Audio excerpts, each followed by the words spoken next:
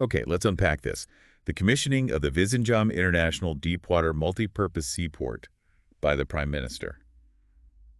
I mean, that's a headline grabber, right? Absolutely. It really suggests a potentially significant shift in India's maritime power, its whole position. Yeah, this isn't just, another port popping up. It seems like it could genuinely reshape how India connects with global trade. Definitely. And what's fascinating, I think, is how this project, which actually has pretty deep historical roots, is now set to sort of modernize India's entire maritime logistics setup. Right, so in this deep dive, we're going to explore the Vizhinjam International Seaport in Kerala.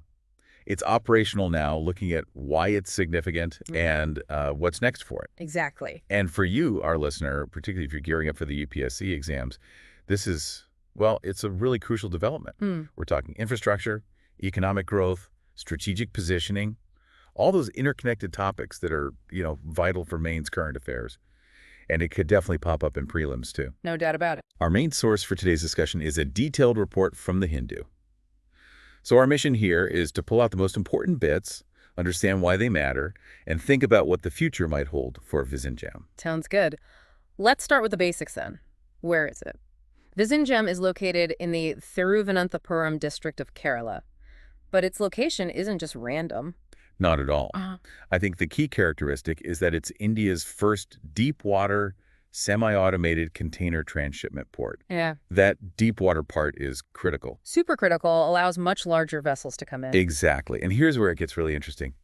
Strategically, it's just 10 nautical miles from major international shipping routes. 10 miles. In maritime terms, that's practically next door. Prime real estate. Right. So the first phase is now operational, and there's a lot of anticipation about the impact it'll have on India's global maritime logistics position and, of course, the economic boost for the southern region. That immediate closeness to the shipping lanes, that's the fundamental advantage, isn't it? Global trade really hinges on these maritime highways. So efficient access means, well, lower costs and faster shipping times. Pretty straightforward, but hugely important. Totally. And like you mentioned, Vizhinjam isn't some brand new idea. It actually has a surprisingly long history behind it. It does. Way back in the Chola period, it was apparently a significant port, known as Rashendra Chola Pattanam. But, history happens. Its importance kind of faded during the colonial era. Other ports got preference. That's right. But the strategic potential, it seems, was never totally forgotten. People were looking at it again. Studies were commissioned back in the 1940s, exploring a major port there. So decades in the making, really, and now it's this modern transshipment hub. And that key advantage being the closest Indian port to those big international sea lanes, that's been the goal for a long time. And it directly tackles a major strategic aim for India, cutting down our reliance on foreign ports for transshipment. Ah, that's a good point. Places like Colombo, Singapore. Colombo, Singapore, Port Klang in Malaysia. Yeah. Estimates suggest something like 75% of India's transshipped cargo goes through those hubs currently. 75%. Wow. That must add significant cost and time. It absolutely does. So Vizhinjam aims to capture a big chunk of that traffic right here in India. Okay, so how did this first very ambitious phase actually come together? Yeah. Let's talk about the money, the players involved. It's PPP, right? Yeah. Public-private partnership. Correct. Total investment for phase one was around 8,867 crore. Oh. The Kerala government put in the largest share, about 5,595 crore. Adani Ports, the private partner, invested 2,454 crore. And the center. The union government provided viability gap funding, VGF, of about 817.8 crore. Right. VGF helps make these large projects financially viable initially. Exactly. It bridges the gap. And the features of this first phase are pretty impressive. That natural draft, or depth, is 20 meters. 20 meters. And that's what allows the ultra-large container vessels, the ULCVs. Yeah. Precisely. Those massive ships that carry the bulk of global container trade, they can now dock at Vizhinjam. And it's not just about size, but efficiency, too. Semi-automation. Yes, Yeah. semi-automation. And interestingly, there was a local skills push, too. They trained women crane operators at a community skill park, which is great to see. That is good. Plus, it's India's first greenfield deep-sea port. Greenfield meaning built from scratch, essentially. Right. Operational since July last year, but full commercial activity kicked off in December. And here's the kicker. The early performance. It's blown past expectations. It really has. The initial projections were for handling about, what, 1 lakh TEUs? Yeah, TEU being the 20-foot equivalent unit, the standard container size. Right. But in just the first few months, they handled 6 lakh TEUs, 6 times the projection, and hosted 280 vessels. Incredible start. And then in March 2025 alone, they did 1.08 lakh TEUs. So the demand is clearly very, very strong. Definitely. And it's not just attracting domestic interest. The big global shipping lines are noticing. MSC, Mediterranean Shipping Company. A huge player. They've already added Vizhinjam to their Jade and Dragon services. That's a massive vote of confidence, isn't it? It absolutely is. And we've seen some very large vessels docking already, which underlines that global recognition. Like which ones? Well, the MSC Claude Girardet docked there. That's currently South Asia's largest container ship, capacity over 24,000 TEUs. Wow. Then the MSC Anna came in and handled over 10,000 containers in one go. That's a record for any Indian port. A record already. Yeah. That's fast work. And get this, they're expecting the MSC Irina, which is literally the world's largest container ship right now, to call in May this year. Okay, that seals it. Vizhinjam is playing in the big leagues from day one. Seems like it? So, with this kind of strong start, what about future expansion? Are they pushing ahead faster? Yes, that seems to be the plan. The target now is to get the next phases done by 2028. 2028. The original plan was way out, like 2045, wasn't it? It was. So they're massively fast-tracking it. And this involves a huge jump in capacity from the current 1 million TEUs up to nearly 4.9 million TEUs per year. Almost 5 times the capacity. Wow. And physically, more berth space. Yeah, expanding the quay length, the berth, from 1,200 meters to 2,000 meters. That lets more ships and bigger ships dock at the same time. Makes sense. What's the kind of investment needed for these next phases? The estimate is around 20,000 crore for phases 2 and 3. Big numbers. They are. But crucially, they secured the environmental clearances for these next phases just back in March this year. That's often a major hurdle, so getting that sorted is key to keeping that accelerated timeline. Good point. And they're promoting it internationally, too. Oh, yes. Showcased at the World Economic Forum, WEF 2025, and the Invest Kerala Global Summit, trying to build that global visibility. Okay, so it all sounds incredibly positive, like a smooth sail ahead. Yeah. But are there any, potential bumps in the road, challenges, things that need sorting out? Well, yes. Despite the impressive progress, there are some critical infrastructure gaps that still need plugging. Like what?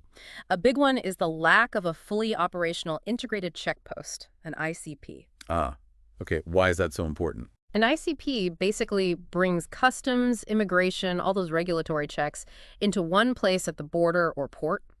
It streamlines everything for imports, exports, even crew changes for the ships.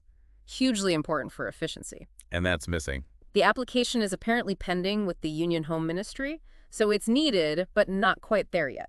Okay, that does sound like a potential bottleneck if traffic keeps ramping up.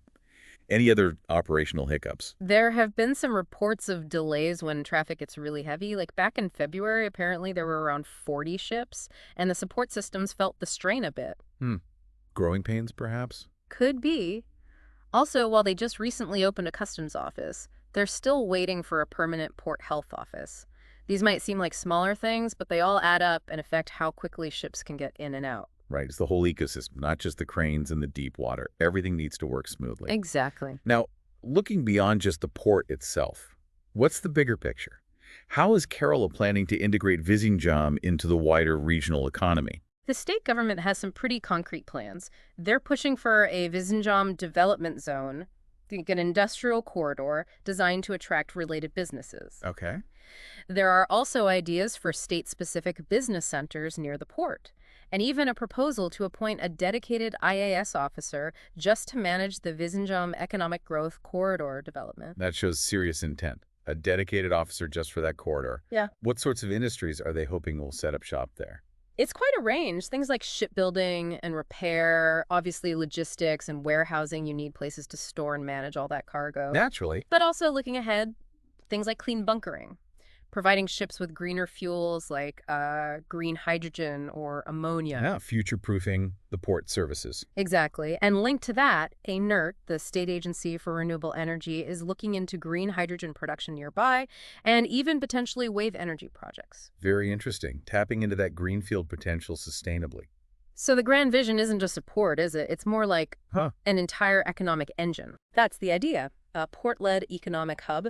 They're drawing inspiration from places like Shenzhen in China, those really successful special economic zones. Shenzhen is a huge example. It is. And there's talk of formally designating the area as a special investment region, or SIRR. Apparently, the state government is working on an SRR bill. What would that bill do? Focus on creating the SEZ, sorting out land acquisition, fairly compensation, rehabilitation, and importantly, studying and adopting best practices from successful port economies globally. Very ambitious. Sounds great. But are there any downsides? Yeah. Or risks being discussed? Yes, a couple of significant potential concerns have been flagged. One is financial. It relates back to that viability gap funding from the center. The 817 crore. Yes, the initial repayment estimate was that amount, but there are now projections suggesting it could potentially balloon, maybe even up to 10,000 crore. Whoa. From 800 crore to 10,000 crore, that's a massive difference. How could that happen? Well, the exact terms of the VGF agreement are key. Yeah. It might depend on, say, initial traffic forecasts versus the actual success,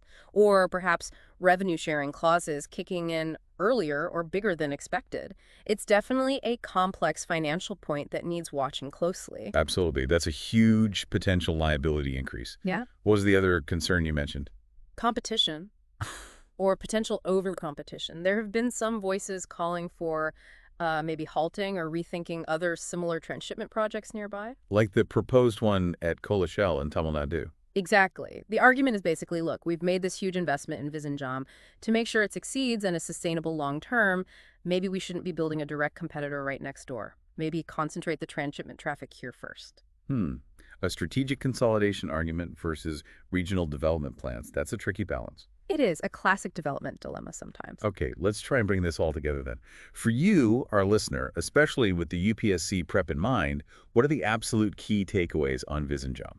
Right. So in a nutshell, Vizhinjam's big pluses are its strategic location, really close to shipping lanes, its modern kit deep draft, semi-automation, and its really strong start, attracting big ships and way more cargo than expected early on. Okay. The future potential looks huge too, with the fast-tracked expansion plans and the vision for that whole economic zone around it.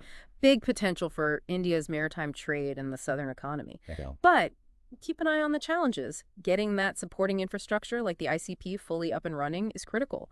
And then there are those background financial questions about the VGF and the competitive landscape with other potential ports. Got it. So a project with immense potential, but also some important hurdles still to clear. Precisely. It really feels like Vizhinjam is more than just port infrastructure. It could genuinely reshape India's maritime standing and be a major engine for growth, especially down south. Agree. So here's something for you to think about further. If Vizhinjam continues this success, how might that shift India's geopolitical and economic relationships, particularly within South Asia?